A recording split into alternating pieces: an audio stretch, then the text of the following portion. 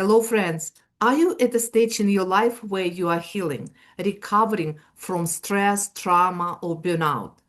If you quietly trying to rebuild your strengths, your energy, your peace, you are in the right place. In this episode, Lisa and I speak very honestly about our own experience of getting out of burnout and how we are taking small, realistic steps to make improvement in the quality of our lives. No perfection, no pressure, just real, sometimes very emotional conversations and practical ideas for healing. Welcome to episode 2 of Lisa and Ina Talk Show. Let's begin. Hi, everyone. This is Lisa and Ina. Today, we're going to talk about how the small little changes in our lives can improve our lives immensely. I would like to share some of the recent changes that I made in my life to make improvements. Why? Because just recently, my mom went to a nursing home, and before, for entire year, I was watching her. I didn't sleep well because I woke up during nighttime several times. I had to cook for her 4 times a day, and I overate myself because I cooked too much.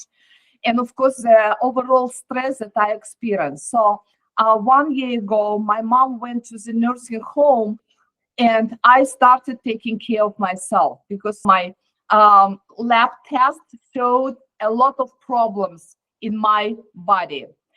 And the first things that I started thinking about my night sleep. I realized that I need to sleep longer without major breaks, without getting up during the night time. And it was my purpose. And I appreciate my husband who goes to bed exactly at 10 and wakes up whenever he wants to wake up because he is retired and he has this flexibility and he has very healthy night sleep, not like me. Over time, I found that I do better and better because I try to push myself to stay in bed, to relax, to meditate, to pray. My husband prays every night before we sleep, and it helped me to end my day. Recently, I realized that computer, my addiction to my cell phone, to my computer, to my online work has a very negative impact on my sleep. Because if, for example, if I do streaming in the evening time for my Russian channel, I continue during nighttime think about that, and it bothers me. So my brain is burning. I realize that I need to make another change. I need to stop working on any electronic devices at 8 before going to bed at 10. So these are two things that I do during the nighttime. Stop working on my devices and go to bed exactly at 10 to make my body get accustomed to this time. And I try to stay as long as I can. I appreciate that my husband is very quiet and very happy when I sleep longer. He's very supportive. So I try to stay in bed, and when I wake up, normally, if I wake up like at 7, at 8, I start my morning very slow.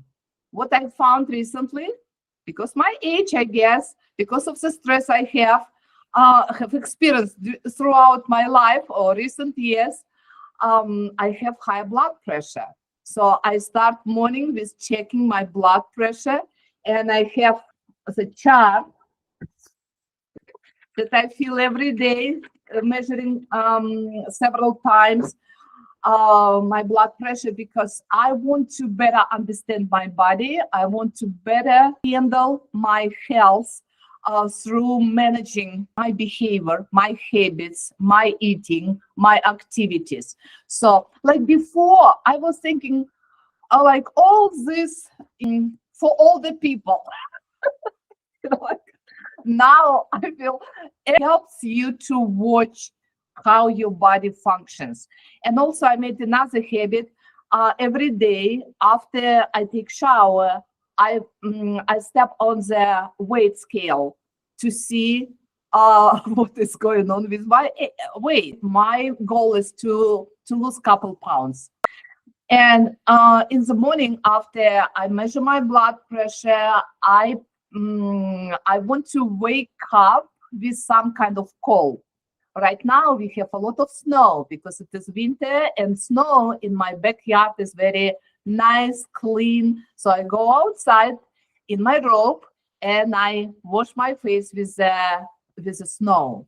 I really enjoy it, and I feel that it is very healthy. If I don't have snow, I have ice in my freezer, so I use the ice in the morning to wake up my face and my neck to kind of get to back to normal. Then I do some exercises. What helps me, because it is also never been my routine. Today I turned my TV on and I put any kind of video with the yoga. And regardless what they do on the screen, I do my exercises. I feel that I have a company. I'm not alone. It motivates me. It gives me kind of a reason to do movements because other people do that, and it is healthy. We all know about that. If the weather is good and not very windy, I go for a walk in the morning. But right now, mostly I do some exercises inside. And while I do exercises, I normally think about, okay, what are my major goals for today? Like 2-3 goals, things that I want to accomplish. And when I have my breakfast, I write down my plan. At the end of the day, I'm trying to cross out what I accomplished, and what I did not accomplish goes normally to another day if it is still important. My main message is about that. After being very unhealthy, I started step by step doing something, and now I feel much better. I feel healthier. I feel less tired. I feel more organized and more productive. And communication with my friends, like Lisa, like other people, help me also to stay positive and excited about what I do, what I enjoy. This is my evening and morning routine right now. What about you, Lisa? Wow, the universe really knew what it was doing when it brought us together. Well, I don't know if I told you this, but I watched my mom for 5 years. And 3 days before I met you, we put my mom in a home. It got to a point where she was losing her bowels and all of that. So it became really difficult for me. Watching a parent is extremely challenging. And my girls and my husband said in a very nice way that I aged 10 years while I did that.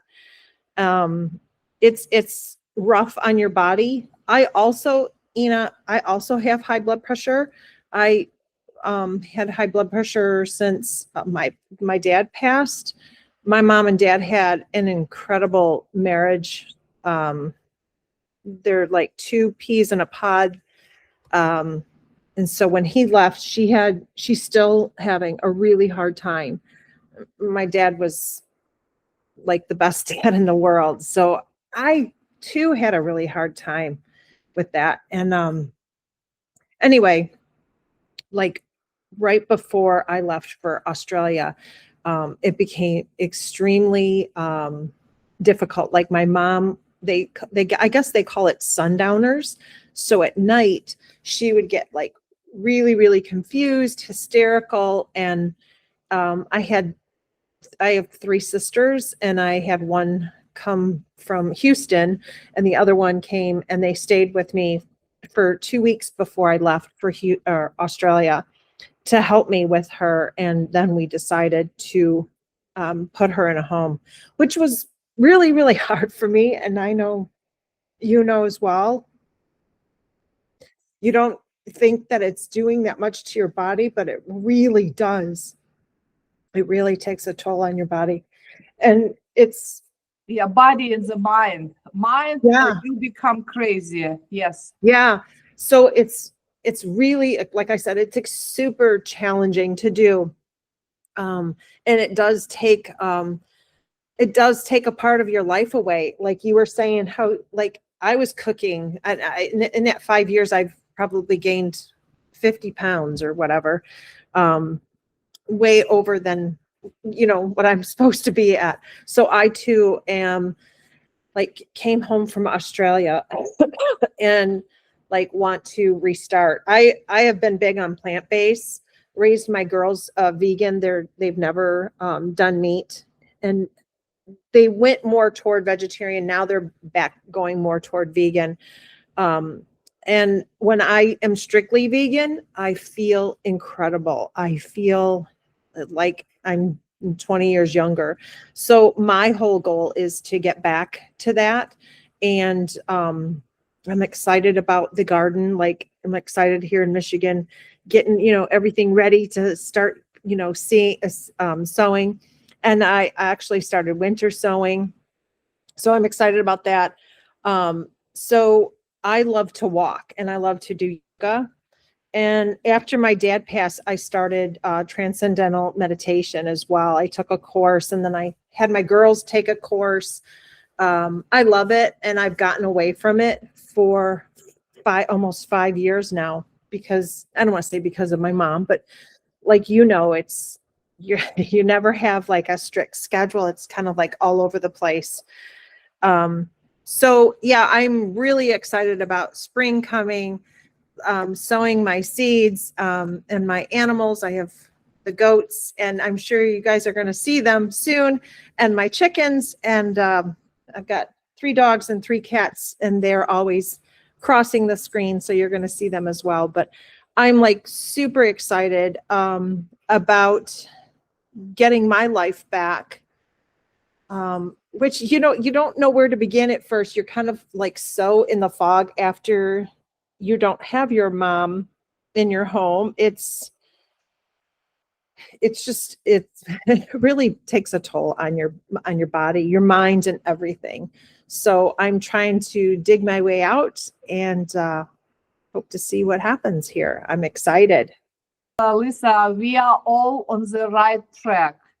Our responsibility for parents are obvious, but it is important to keep ourselves safe and healthy, not destroy ourselves and not destroy the life of people around us, our own family. So it is very hard to put your parents to the nursing home. It is hard for them. It is hard for us, but it is the best decisions that we can make at this point of their lives and our lives.